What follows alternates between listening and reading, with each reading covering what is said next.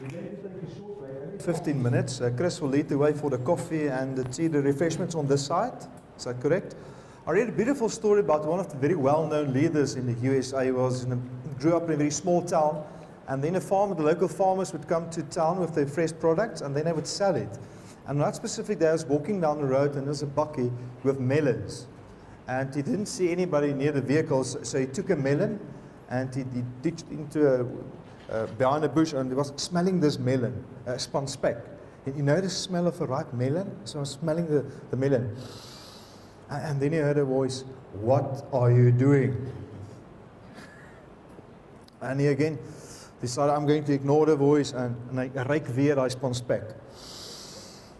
And again the voice, "What are you doing?" And then he realized his mistake. So he stood up, he took this melon, he walked back to the bakkie. There's still nobody there, and he decided to put the melon back, and he took a ripe one. How do I move from a value-driven school, from a rule-driven school to a value-driven school in practice? And then Mani will give us a few helpful tips in our school system.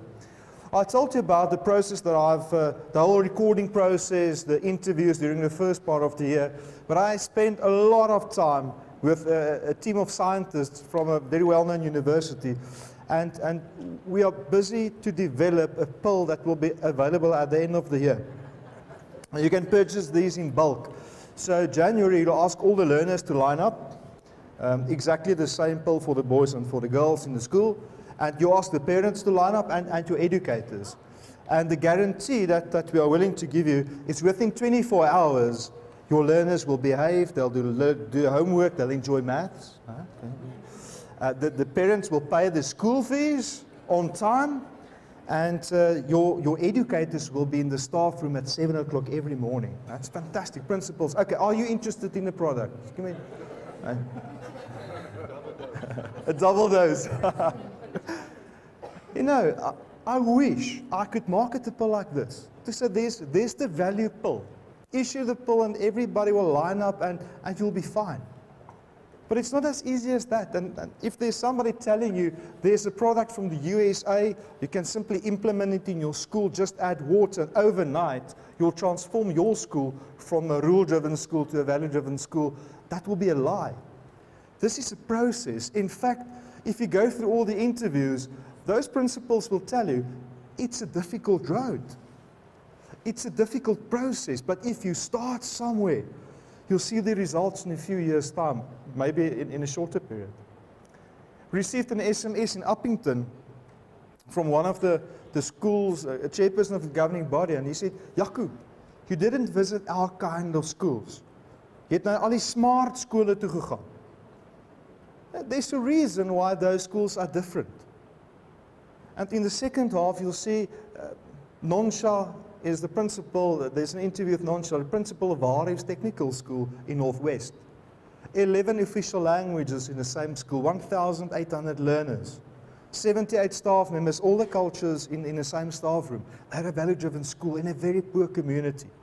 Squatter camp on the one side, mine dumps on the other. But they're a beacon of hope. So how do you move? How do you move if there's no pill? The second important thing that we do realize is it doesn't mean that the recipe that worked excellently at Paulroos will work in KwaZulu-Natal. Or what worked at Laerskool Rustenburg, you can duplicate it in your school. It won't work. But I've learned a few lessons about baking. Doesn't matter whether we're going to bake a carrot cake or a chocolate cake, some of the ingredients will be exactly the same. In your school, you might need to add a bit of salt or more sugar, or just to add a new twist. But there's a basic process that you should follow, and that's what I'd like to share with you. This is Louis Swanepoel. He's the principal at Hoërskool Nelspruit in Bombela, previously Nelspruit. And between 1994 and 1996, they realized that the new Schools Act will abolish corporal punishment in the school. And they used it very effectively in Hoërskool Nelspruit.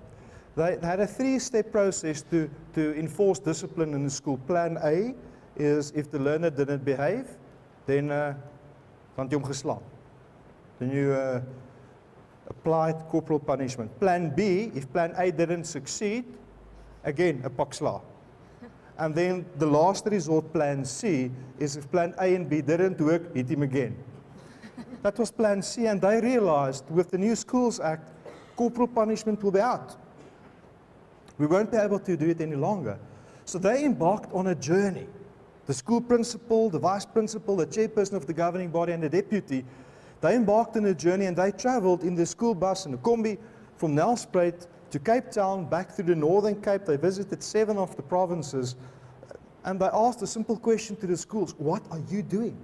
Give us a few tips, give us a few ideas. How do you use tradition in your school? What can we apply?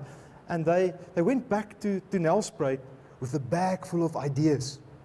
How can we implement these ideas in our school? And Louis shared the following with us. Ek dink ou moet dit doen, want as ou net sê hoor jy ons is 'n waardegedrewe skool, dis vaag. Ou weet wat jy wil doen, maar jy het gereedskapstukke in jou kas nodig om dit uit te haal. You need some tools when you start this process. Where will you get your tools? The first tool is this DVD, the interviews. 12 different experts sharing their experiences, their stories of their schools, and the number of ideas. If you Google values and value-driven character development, there's a number of people that will share, and there's good information available. But how do you implement on a very practical level? It's not good enough to tell your staff tomorrow, there's a new rule in the school. From today, we're a value-driven school. It's not going to work. It's not going to work, and you won't be a value-driven school. I asked Wilna, the principal at Bloemhof, Wilna, when you realized you're in trouble, where did you start? She said, Jaco, we started to read. There's a lot of material available, and we came across a document called the choice theory. And we applied the choice theory when we implemented the values program in the school. It's a school for girls. And your point of departure, you can never embark on this process without involving the learners from the beginning. The choice theory clearly states that learners want to be part of the process from day one. So if you want to make sure that this thing will not succeed in your school, then you ignore the learners and tell them, we are a value-driven school, respect is the first value, and if you don't respect us, there will be consequences. You're going to fail. So involve the learners from the beginning. Ask the learners, what do you think? What do you want in the school? The questionnaire that Mani sent out to those schools to get a positive feedback from the learners, involve them. Number 2, choices motivate, especially the high school learners. Give them choices. If you decide on a fundraising for a specific year, ask the learners, we've got 5 options. What do you want to do this year? 1, 2, 3, or 5? Or the community project, what do you want to do? There's 3 different options. Choose one. But you'll have to be clever on the type of choices you give the learners. If you ask the learners, what do you want in your school tomorrow? It will be a longer break, shorter mathematics classes, and you're going to abolish mathematics. So that's not the type of choices you're going to give the learners. You're going to give them smart choices. Because if you give them a smart choice, they'll make a good decision.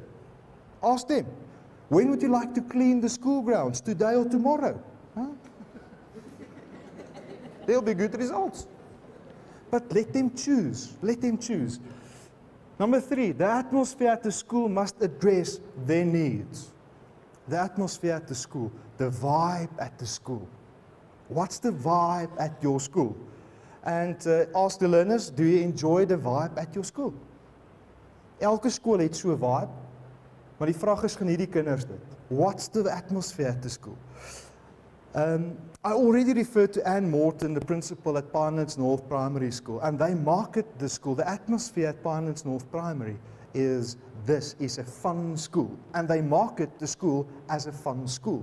The moment you arrive at the school, you realize this is a fun school. The type of activities, the things you see there is actually amazing. And obviously when you enter the principal's office with the budgies and the plants and the fissies, you see this is a fun school. So there's a rule in the school where the principal will instruct the teachers randomly. Today you're not going to teach in the class at all. Today you are going to play with your learners. Today is a play day. the philosophy is, if we can't play together, we can't work together. If we can't laugh together, we can't cry together. So make sure whatever you do, it's fun in the class, especially at the primary school level. Where they're small, they must enjoy being at the school. Now, in her staff, just outside the staff room, there's a huge mirror. And there's an instruction, before any educator can leave the staff room, they must stand in front of this mirror and ask themselves a question. Do I look like a fun teacher? Because if you don't, you cannot go to your class. Twice a day, in the morning before you go to class, after the opening in the staff room, ask yourself the question, do I look like a fun teacher? And there you go. Imagine you implement that in your staff room tomorrow. The reality is, what you see in the mirror, that's what you'll experience in the class. Exactly the same. Exactly the same. So on a very practical level, a fun school. I don't know what's the position in KZN, but I presume it's the same all over the country. What's the biggest event on the evening of the matric farewell? Say again? The after party. Is that the truth in this province as well? And somebody did research on why do we have after parties. Do you know why? Learners, please help me. Why do you have an after party? Huh?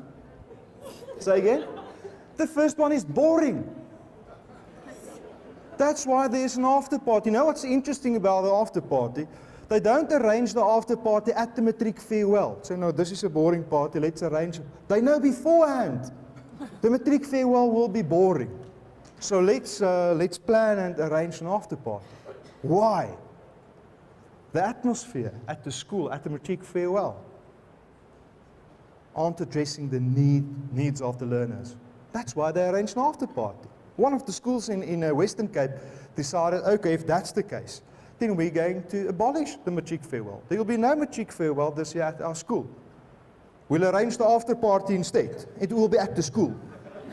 What do you want to do there? Apparently, all the learners don't enjoy arriving at the matric farewell with a helicopter or a stroper or what kinds of things they use to arrive at the matric farewell. In the Free State, they really. Hulle kom met stroopers by die matriekafskeid aan. Hulle ry die hekke om van die skool, alles.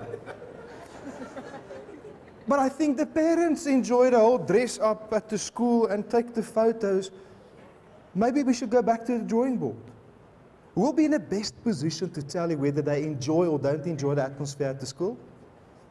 It's the learners. Ask the learners. Maybe there's something wrong with the atmosphere. Every school will have its own vibe. Ask the question, do we really address the needs of our learners in the school?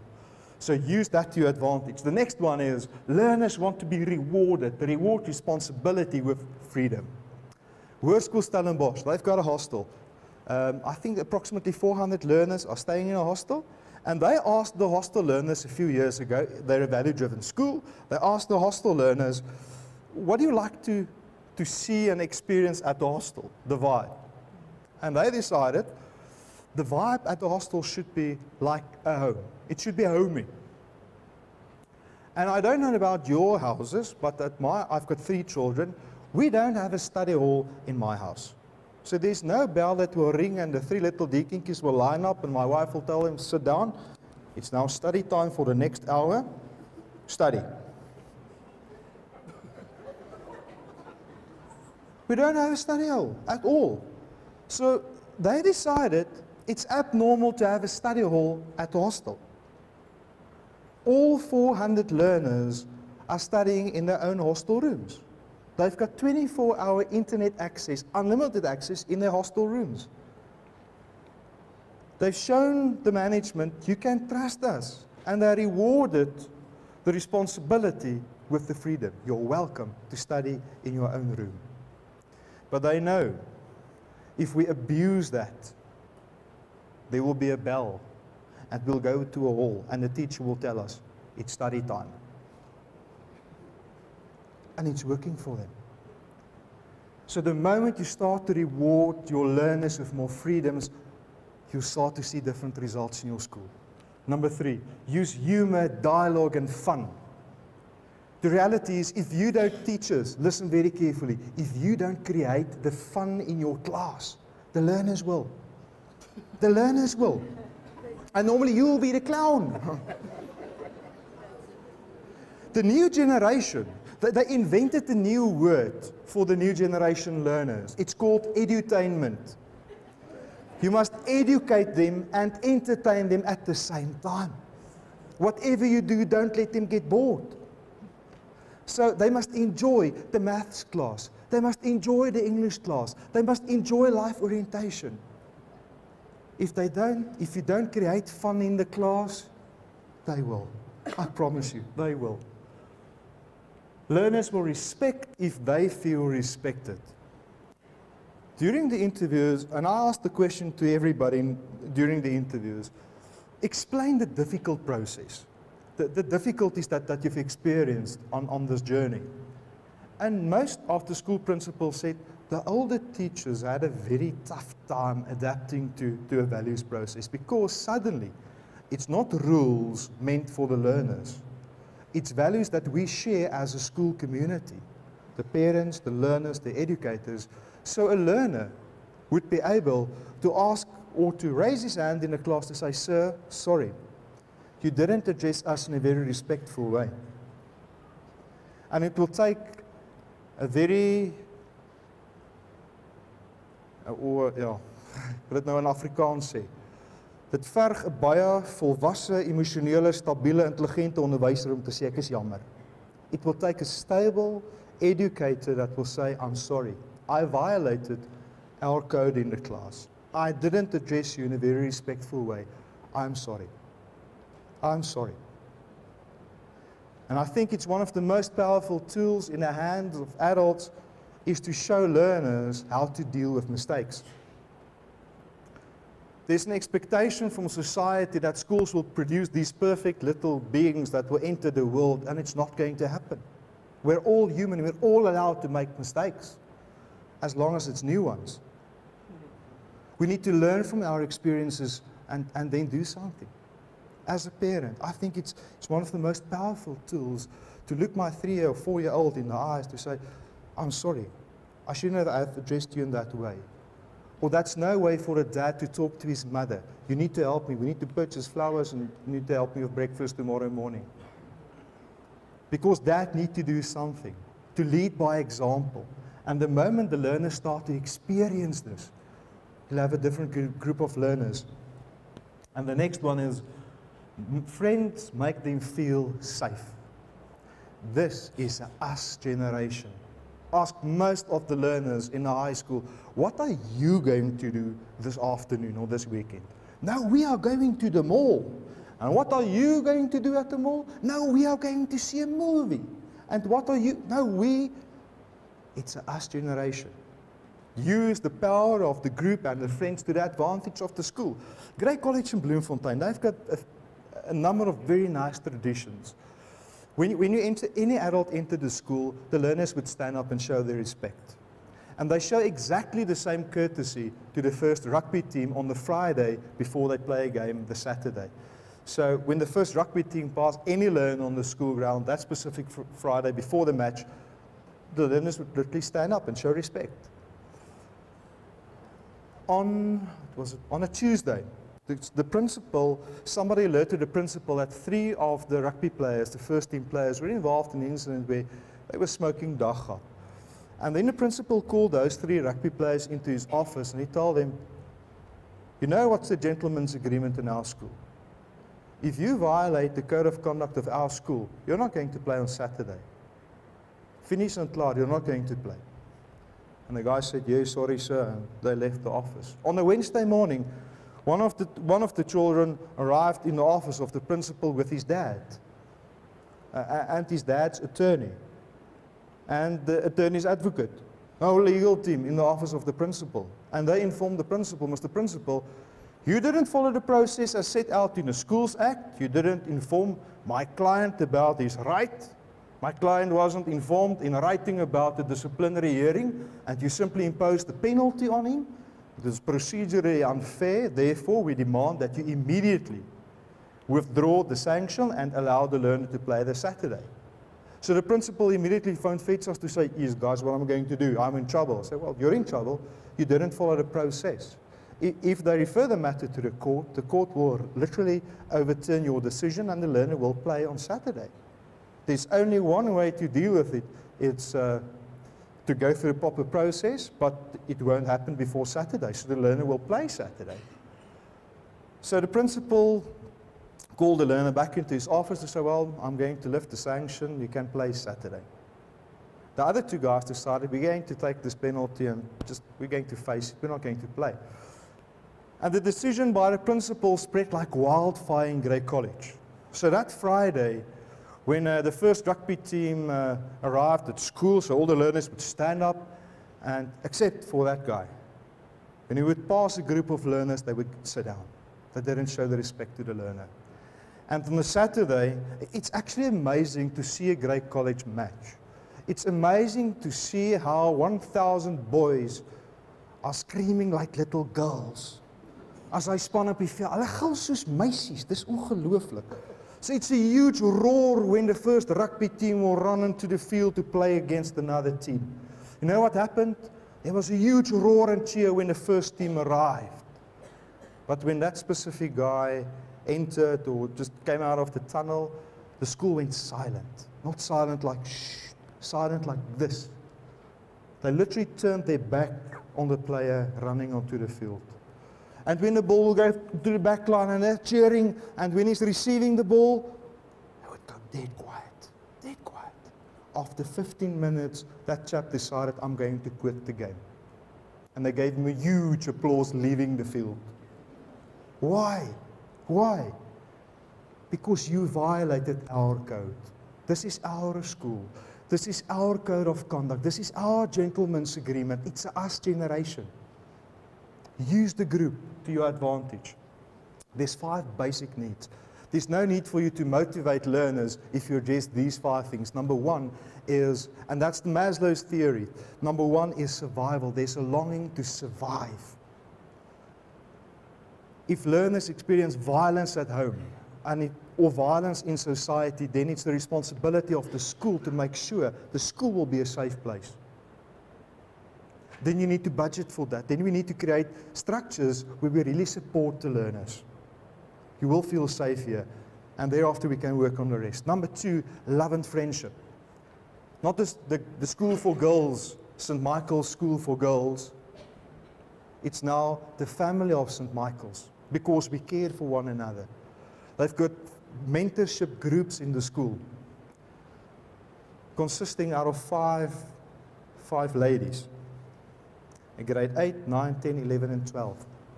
And the reason why that's the group is, in a family, it's unlikely that all 5 children will be the same age. In a family, you'll have younger ones and older ones. So in their family, they've got groups. They've grouped the whole school. So a grade 12 learner will mentor a grade 8 learner, and the grade 8 learner will share her experiences with the grade 9 about the difficulty in mathematics. And I struggle with my boyfriend, and they share, because we're a family. They've created the atmosphere at the school. Number 3, fun and games. Already spoke about this. Make sure whatever you do, there's an element of fun. Remember, if you don't create the fun, the learners will. Number 4, power. Power. There's a longing for power in every human being. Primary school, Laerskool Rustenburg. The Learner Council, one of the members, approached the principal a few years ago and asked the principal, can he please give them the power to reward learners on the school ground? I said, okay, what do you have in mind? I said, no, we would like to reward learners. If they do good things on the school ground, we would like to reward them. Principal said, yes, and what do you have in mind? And the learner said, what about a badge, sir? Let's get a badge. And then I can issue the learner with a badge. And this one is red for caring, omgee. If I see little Kosie and Pietie there, and Kosie is caring for Pietie, then I can approach Kosie and say, Kosie, hi, fantastic. There's your badge for caring. And the principal said, okay, I'll do that. And they've identified 6 values. So they printed 6 badges with different colors, different buttons. And he gave the power to the learner council, the primary school, to issue these badges. Now the learner council member will see little Jannie and Pietie again, and little Jannie is now caring for little Pietie. Now we'll go to little Jannie and say, Jannie, dit was nou pragtig, baie mooi. You really cared for little Pietie. There's your badge. Now we'll issue the learner with a badge. Now little Pietie will go back to his class. And his teacher will ask him, oh Jannie, what's that on your shirt? I say, it's my caring badge, miss. And why did you get a caring badge? And then Jannie will share his experience with the whole class. And then Juffrou will tell the class, let's give him a hand. Jannie, fantastic, congratulations. And then Jannie will go back home with his badge, and his dad will ask him, what the hell is in your shirt? So, no, Dad, this is my caring badge. And what happened at school? And then he'll share the experience with his dad and his family. You know what will happen to Jannie tomorrow? Jannie will sit there and say, well, as julle gedink ek het gister omgegee, check my vandag. I'm going to care today. Because if you saw something. At Pinelands North Primary, they've got more or less the same project. They call it Caught in the Act. Every learner in the school is challenged to catch somebody doing something good and then to split on them, to tell the whole school. You know what Sunny did at the Sunday school? She shared this wonderful story with us. To share the beautiful stories. And then the principal decided, okay, I shouldn't lag behind with the badges. So he developed his own badge, a white badge with the school badge on it. It says, a verskilmaker, a difference maker. If you have all 6 the color badges, then the principal would call you during an assembly, and then the whole school would stand up and give you an applause, and then the principal would issue you with a white one. Jy's 'n verskilmaker, a difference maker. And then Koos said, he decided to implement this in his staff room as well. So he'll issue badges to his staff members. And then the teacher would go back to his class with a badge. And then the learners will ask him, and nou meneer, what's that badge for? I say, it's for responsibility. Yes, and why did you get the one for responsibility, sir? No, I returned the bus without a scratch. I'm going to show this to my wife. A simple idea generated by a primary school learner, and suddenly it's a talk of the town. Laerskool Rustenburg, they also introduced the values garden. There's an irrigation system all over the school except in the values garden. So ask Koos, I don't think this thing will work, everything will die. Say, no. Every class will get a specific day where you must water the plants, and then there's a natural discussion. What's our duty towards nature? Let's talk about pollution. Let's talk about responsibility. Let's talk about respect. And it's a beautiful garden. It's on the DVD, so you can watch that interview. And the last one is just imagine if primary school children could come up with an idea like this. Imagine what our senior learners could do. The type of ideas that they can generate the moment we give them power in the school. Number 5, freedom. The example of the hostel in Stellenbosch. Reward them. Back to Wilna. Ons moet wegbeweeg van reëls en ons moet by waardes kom. Want sien, reëls word op jou afgeforceer. Dit word op jou afgedruk. Dit is nie natuurlik deel van wie jy is nie. Maar waardes kom van binne en dis oral dieselfde.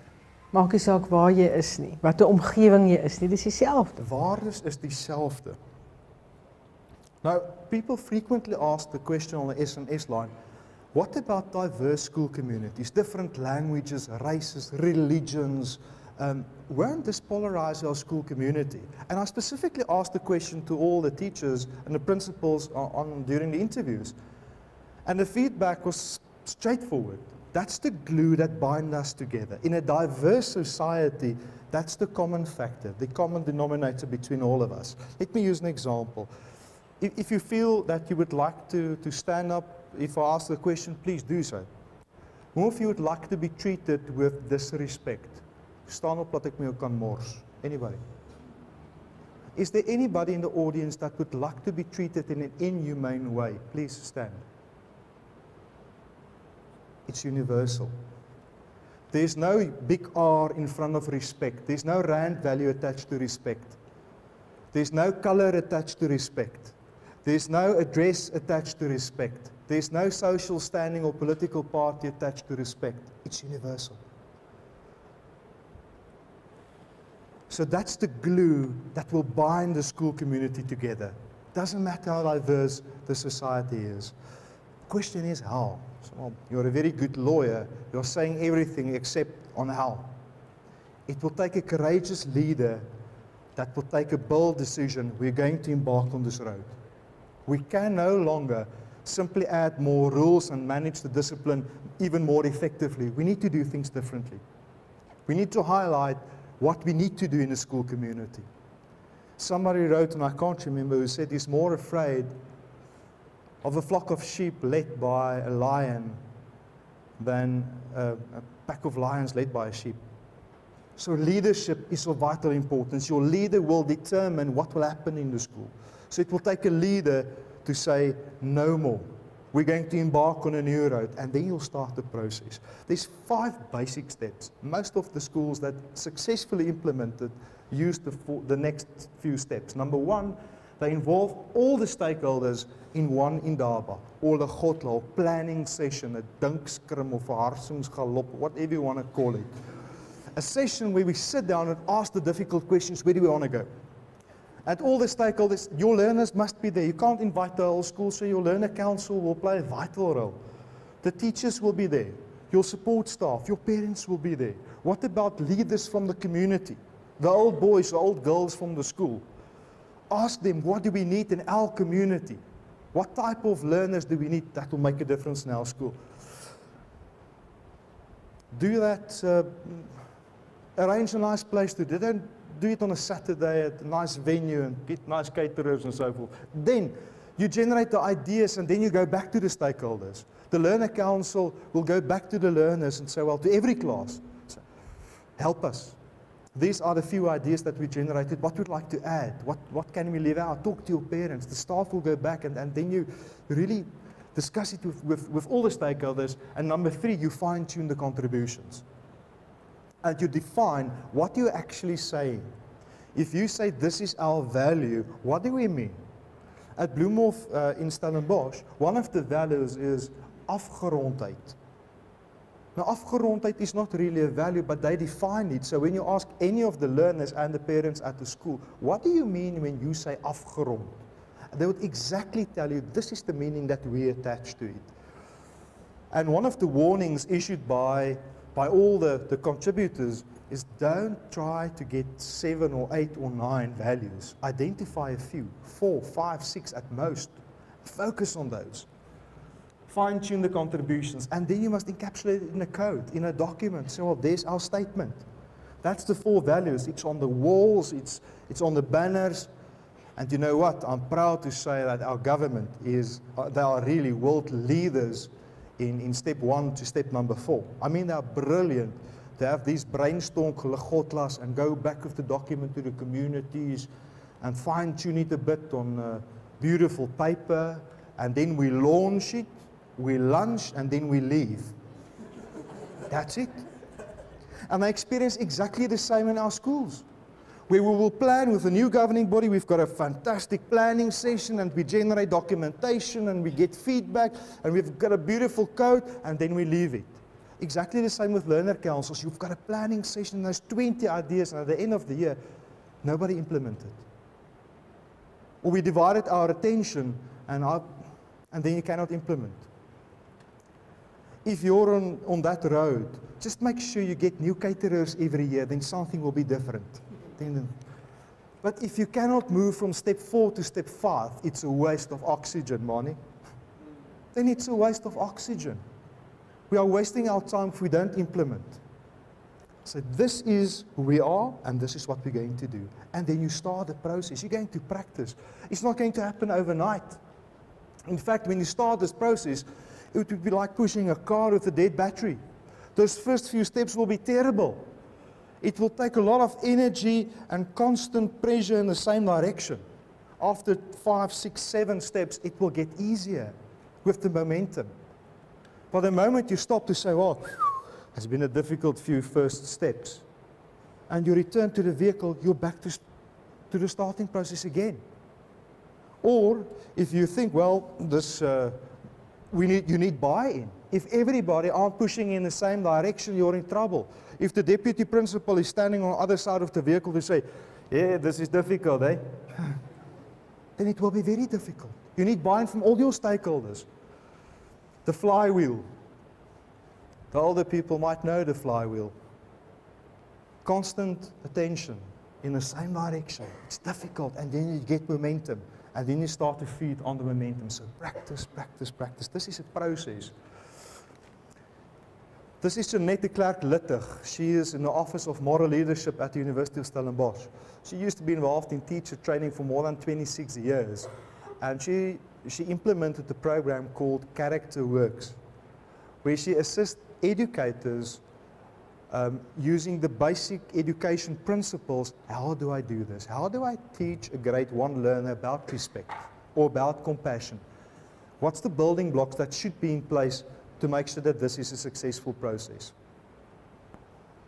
Kwaliteit-omgee-verhoudings is die hartklop van karakteropvoeding. Kwaliteit-omgee-verhoudings. Quality relationships, where I really care about the learner. I will at least know their name. In Potchefstroom, we got an SMS, an educator said, I've got 5 classes with 50 learners. How do you expect me to know their names? And before I could answer the question, Nonsha, that principal from Barre's Technical, stood up and addressed the audience. So, well, for crying out loud, educators, you've got a degree, number 1. Number 2, you've got a whole year to study their names. You've got a degree. This is Chris Marie Moelman. She is a therapist in Bloemfontein, and I've got a privilege to serve with Chris Marie on our governing body at the primary school. And during this interview, we specifically focus on the younger children and what's the consequences if there's a conflict in values. You hear one thing at the school and you see totally the opposite at home. And what process can be followed and what practical tips and can a school apply to reach these parents? And you'll see that's in a playroom, in a therapy room, in front of a dollhouse, and absolutely a fantastic interview. The conflict of interest. Maar 'n kind moet nooit ervaar dat 'n ouer, paar of onderwysers stry oor waardes nie. Daaroor stry 'n mens nie. Dit is vasgestelde dinge in die samelewing. As 'n kind dit gaan agterkom, dan gaan hulle begin manipuleer. There's a basic process. You'll get buy-in from the learners. You must get buy-in from all the stakeholders and your learners, and then you can actually start a process. So buy-in from the teachers, buy-in from the whole school community. Then you move to the second part. Educators will still be educators. They won't be the chummy of the learners in the school. The relationship will never change. It's still a position of authority, but it's about us now. It's not about the rules for the learners. It's our school, it's our values. Then you move to the next one. Learners are now co-responsible for the values at the school. It's no longer the duty of the principal to enforce the rules at the school. These are our values, the Grey College example. And it's the learners that must take responsibility for their own lives. It's not my duty. I've passed matric a few years ago. You must pass matric this year. I'll do everything in my power to assist you, but you're going to take responsibility. I'm not going to take over. The next step is, and I promise you, discipline won't totally disappear. But there'll be less punishment in the school, less disciplinary hearings. But some learners will never buy into the values program, never. Richard Atkins, the retired principal from Queen's Girls High, specifically focused on those learners that simply won't buy in, and they'll need a firm hand. See, the disciplinary hearings won't disappear. You're still going to have those disciplinary structures in place, but that's not your default position. And then you get positive feedback and you improve the system. There might be new learners in a few years' time, new technology, new ideas, and then you constantly improve on this. And then you start again. Get buy-in, talk to the educators, So this is a process. This is not an end goal. The question is, how sustainable is this in the long run? Can you really sustain this? There's 4 important things. Number 1, you must manage this. It will need constant attention. You need buy-in from everybody. You must make sure that everybody is focused. We are moving in that direction. Let's get momentum. Number 2, this will need energy. A lot of energy, specifically in the beginning. But leaders are people who believe in the results. Take some time and challenge your educators in the class. Challenge your parents at the end of the year ceremony. Tell them, there might be. We're going to enjoy the prize giving ceremony tonight. It's possible that a future president might cross before us this evening. Take some time to look at the grade 11D class, the maths class, and visualize that there might be a learner in that class that will get a pill that will heal cancer. Look at your under 9C rugby team and ask yourself, there might be a future Springbok captain in this team. You know why? Leaders believe in the results. But it will take energy. Richard Atkins, when they decided this is the road we're going to embark upon, they developed 5 cards, bookmarks, with the 5 different values, and they allocated a specific value to a specific grade. So during assembly, you would ask the grade 8s, what's your value? And I said, respect, sir. Grade 9s, what's your value? Compassion, sir. Grade 10s, what's your value? Ubuntu, sir. Grade 11s and 12s, you know what to do, because you are big now. And the 5 bookmarks on any of the learners' birthdays, the principal of the school would in his own handwriting write a message for that girl in the school. And he would take that birthday card to his class and tell her, Mary, congratulations with your birthday, and he would hand it over to her. In his own handwriting, he would call out her name and hand it over to her. And it's beautiful cards with a rose bush with 4 rose buds and 1 open rose in your first year, and after 5 years, 5 blooming roses. Beautiful. So the principal would hand over that card personally to all the girls in his school. So at the end of 5 years, you'll have 5 cards with the 5 values on it, with your name and an individual message for that girl. For 5 times you would hear your name. But it will take energy. Richard told me that he would wake up to realize, oh, we've got 35 birthdays tomorrow. And it will take hours to hand it out and to write all the messages. It was so important to him. And he said one of the very satisfying feelings is when he is invited to an old girl of the school to their house. And when he enters the house, there's all 5 cards framed. Say, sir, that's the values of our house. That's how we live. We are proud of it. That's what we do. But it will take energy. The next one is educators and parents need to work in a partnership. We need to involve our parents actively, community leaders, church leaders. It's a societal issue. Involve the society. And the last one, we need to realize that this is a process. This is not a quick fix. It will take energy, it will take time, and you'll never arrive where you can say, we are a value school and we will be a value school forever. It's a new generation. Back to Louis Swanepoel. Vir Cornelspruit was dit die beste ding wat kon gebeur het in 94. Toe die skolewet so verander is om te sê, hulle moet anders te gaan kyk oor dissiplinehantering. Hier's geboorte geskenk aan 'n totale ander nuwe benadering waaroor ons self moet aanspreeklikheid aanvaar en wat dinamies is, wat van jaar tot jaar bly groei. Dis 'n ding wat die heeltyd met nuwe moontlikhede op die tafel kom. En ek wil vir jou sê, dit maak dat daar nooit 'n plafon vir my voel bo my of my bestuur of my beheerliggaam of my kinders by die skool is nie. Die ruimte is vir jou onbeperk, solank dit, en ons glo dit by die skool, bydra tot 'n verbetering in gehalte van onderrig. Dis die beste ding wat met ons kon gebeur het. The next lady, that's Nonsha, the principal at Varis Technical School in Northwest. A beautiful school in a very poor community, a squatter camp, mine dumps, a very poor community, 1,800 learners, a beautiful, neat school ground. 78 staff members, all 11 languages in the same class. There's 4 educators from Northern Africa as well. They're a value-driven school. And we struggled to get a date for this interview, and the only date we could get is the middle week after June holiday.